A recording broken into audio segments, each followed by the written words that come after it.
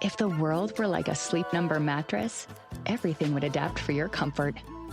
Because as your life changes and your body changes, Sleep Number mattresses adapt and shift to give you personalized comfort night after night. And now everything's on sale during our Memorial Day event. Save up to $1,200 on mattresses for a limited time. To experience a whole new world of comfort, visit a Sleep Number store or go to sleepnumber.com. Sleep Number, to a good life sleep. It's time for the Larry H. Miller Utah Summer Games at Southern Utah University in Cedar City. Register today to participate in the 40th anniversary season of a Utah sports tradition at utahsummergames.org. Participate in over 50 sports around the state. Then plan to join the opening ceremonies Friday, June 5th, presented by State Bank of Southern Utah.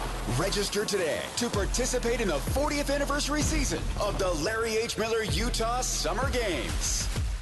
So here at The Zone, there are many sports stories we can talk about. And we always look for stuff that appeals to the biggest possible audience. And I know that frustrates some of us, or some of you.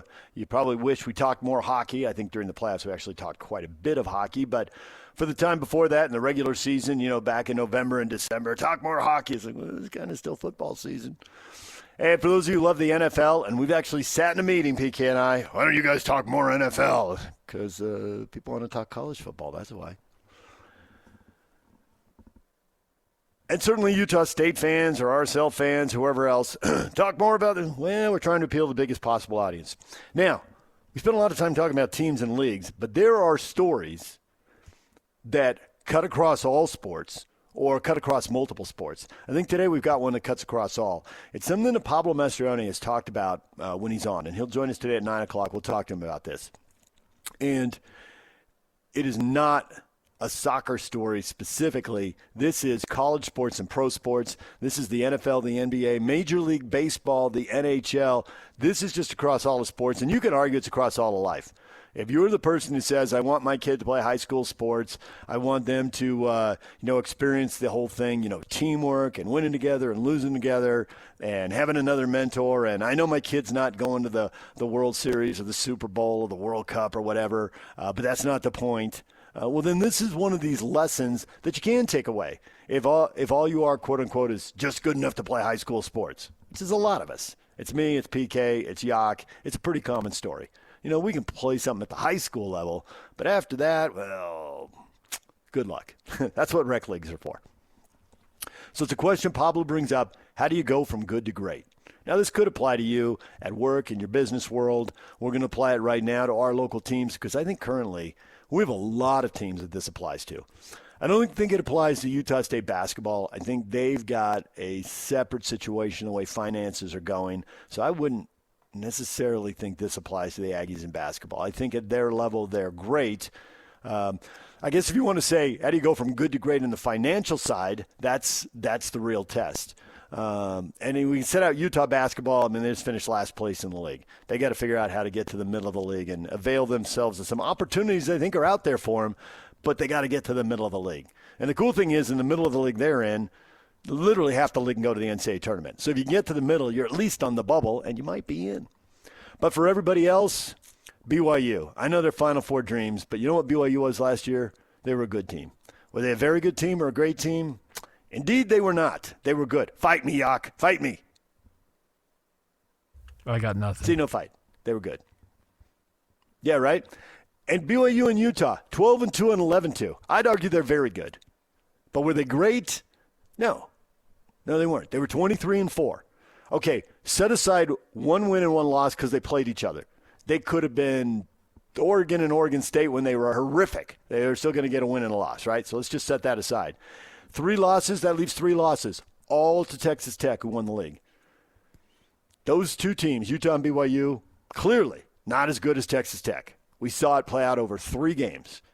Against everybody else, Utah and BYU are combined 22-0. So they're good. And I know, and I can see it in our comments, Ute Cougar fans, come on, man. Stop firing off on each other. You're both good. But are they very good or great? They couldn't match Texas Tech, and then Tech got in the playoffs and got embarrassed by Oregon, and Oregon can't handle Indiana. So how do Utah and BYU get to great? How do they get into the playoff and maybe pick off a game when they get there? And let's see how big the tournament is. Can you get to a quarterfinal? That might require 2 wins, depending on what they do. So good to great. I think the Jazz have been terrible, but they are about to be good. I'm just so positive they're going to win 45 games, and I think they can win 50. Now you got to stay healthy, and let's see what they do with the roster, and let's see where everybody else goes. It's good to great. The Mammoth are in the middle of the league now. They made the playoffs. Granted, there were teams with better records that didn't make the playoffs, but they've made it to the middle of the league. How do you go from good to great? Pablo's going to come on, and I suspect he's going to go straight to, because he's a coach, he works individual levels. Individual guys we really like. Every team's got popular guys.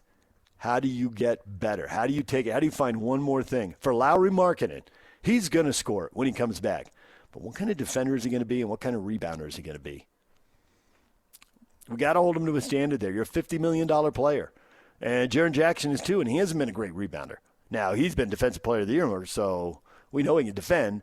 But, hey, need more. Need more, big guy. Need more from all of you.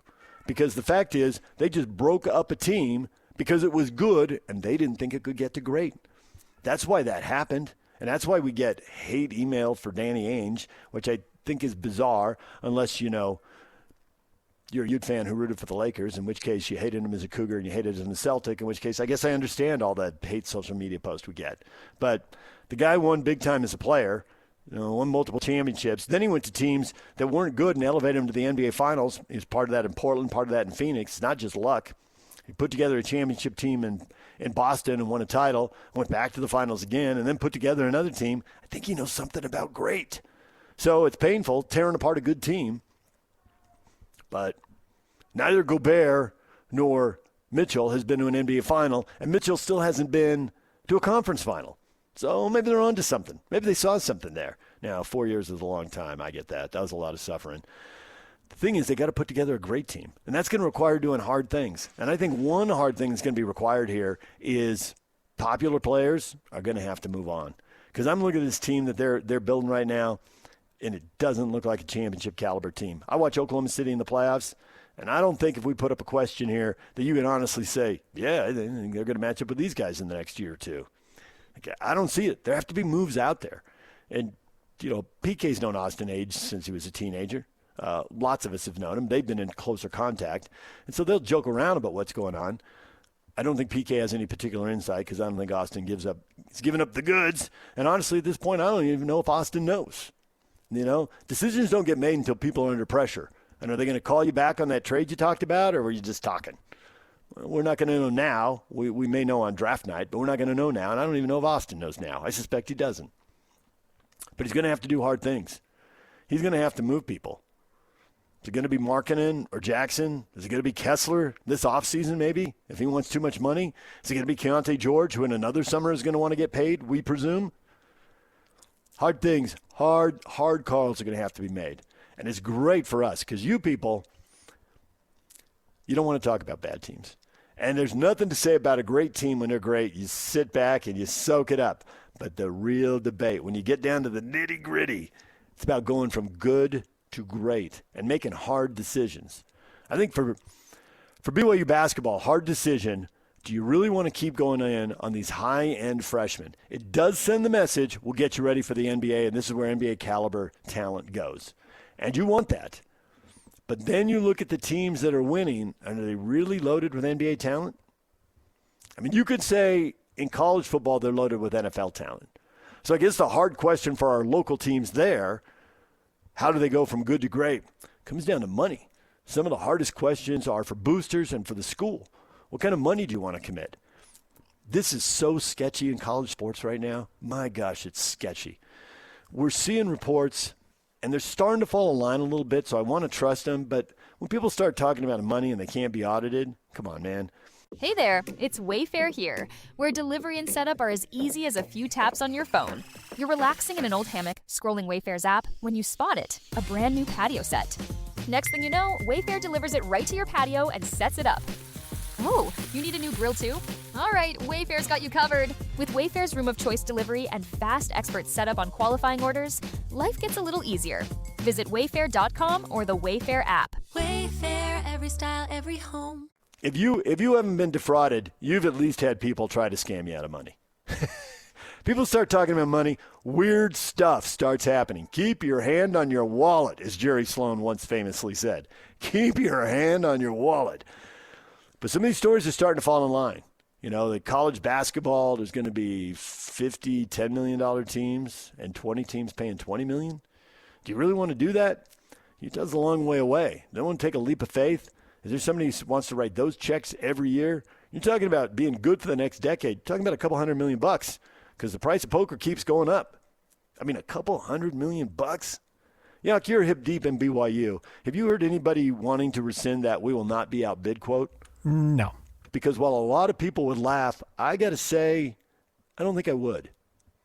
I would accept this, and I've always accepted this. When my kids were young, I would say it. Like, when you get new information, feel free to have a new opinion. You have your opinion based on whatever info you have. But you get new info, feel free to have a new opinion. Well, I think we'd all be better off if people changed their opinions as they got new info and didn't just stay stapled to the wall in one place. I see the price of poker going up. Somebody says we're not going to be outbid. Well, if Kyle's right about $50 million football teams in 2027, and Kyle's usually right about this kind of stuff, man, if somebody gulps and says, yeah, never mind, I get it. You hear any of that yet, Yak? Or they're standing firm so far? Everything I've heard is they're standing firm on where they're at, but to your point, that could change. But I think what you just said is true. And I trust you to have the ear to the ground, and you talk to BYU people and people who love BYU, even if they're not BYU people. And if people were backing away, word would get around. You know, the old where there's smoke, there's fire. I don't know if you'd have two sources and, you know, you could post it old school, but you'd know. And I think the thing that backs it up is look at the transfer portal. I don't think they got annihilated. You know, the Utes lost some guys. Some of them, it's a bit of a one-off. Right, they already had relationships with Kyle or with the offensive coaching staff, and so they went. A bit of a one-off right there. Now, they did lose a couple other guys, and you always lose a couple guys. But I haven't seen these teams crushed, and we do read stories about other teams across the country getting crushed. So they're at least hanging in there for now. But that might be getting stuck in good, not great territory. And there's a certain amount of frustration, and I think great's going to be expected out of Morgan. And Morgan's getting paid pretty well. And people are spending money on the program, so I get it. But that going good from great right now, it's like Major League Baseball. You're in an uncapped world. I find it fascinating that the Millers want a Major League Baseball team. Now, they've gone deep into real estate. You know, they used to be in sports and cars, and they pivoted and doing a lot of work in real estate and health. Well, I don't know if you've noticed all these new stadiums that I referenced in the last segment popping up. They're all real estate deals, and they're all super lucrative. So from that perspective, I totally get it. And even the Millers buying into soccer, they already owned a big chunk of land across the street, and they've gobbled up some more land around the stadium. So even buying an established team with an established stadium, and I think they're just going to enhance the stadium, not going to replace it. And I say just enhance. I think it's actually going to get some fairly major makeovers and have a different look because they did it with the arena, and I think they're going to do it again with this stadium. And so I think it's already in progress.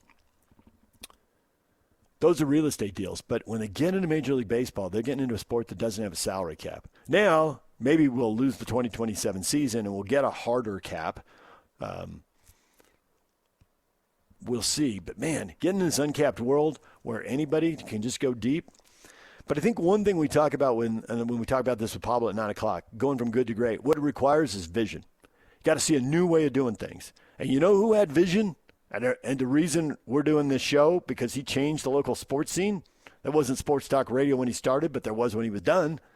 It's LaVelle Edwards. If you're 20 years old, you don't even know his greatness, right? If you're 30, you still probably don't remember him coaching any games. But if you're 50 or 60 and you're listening to us, you think, yeah, that guy's a Hall of Famer, and there's no doubt about it. He took over BYU when they sucked, and there was 40 years of brutal football. Go online and look it up.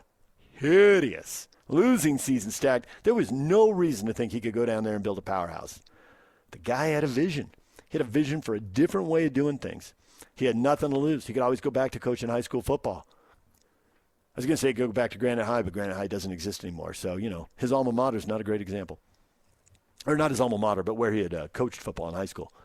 He had a vision. We're going to throw the ball. We're going to do it different. Nobody was doing that. Now, about that time, there were a few other people who had a vision. ASU, Stanford, San Diego State coaches. And guess what? Along with BYU, those 4 programs all took off. They figured something out. And we saw when Urban came through town. He had a vision, run the quarterback more. Get a second quarterback if you need one. He went to Ohio State. He played 3 one year and won a national championship. Why have one quarterback? Why not run the QB? If he gets hurt, play the second and third guy, win the title. He had a vision. He did it different. Then he had some other visions that got himself in trouble. But, we'll skip over that for right now. So this whole thing about good to great.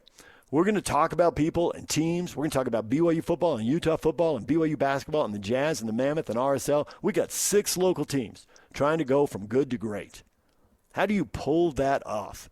And who in our own life doesn't want to figure it out? I mean, you want to get a raise or promotion at work. You want your business, maybe you run a small company. You'd like to see that thing expand, and you'd like to sell to private equity like Cafe Rio did back in the day and cash out and go to the beach. Well, how do you go from good to great? It's not easy. It takes vision. Pablo obsesses about this stuff. We'll talk with him coming up at 9 o'clock. But vision, work ethic, education, both formal and informal. How do you make yourself smarter? Do you ever stop learning? Go to your boss when you're in your 40s or 50s and tell him, boss, I think I know enough. I'm going to stop learning. See how that works for you. See how quickly the door hits you know where. Jake, you ever walked across the room and blurted that out to a boss? When you had a concussion maybe? No. Because that's the only time you do it.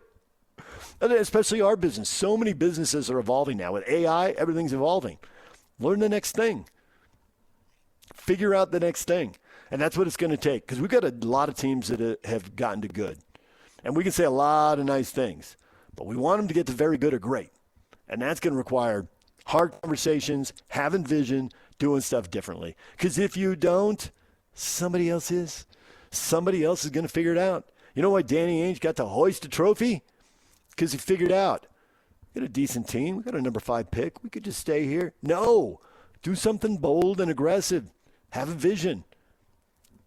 There's a guy everybody wanted. He's been available he hasn't been. Everybody's wanted him for 5 years. He hasn't been available. Go get him. And the timing was right. Your timing does have to be right. Lavelle's timing was right.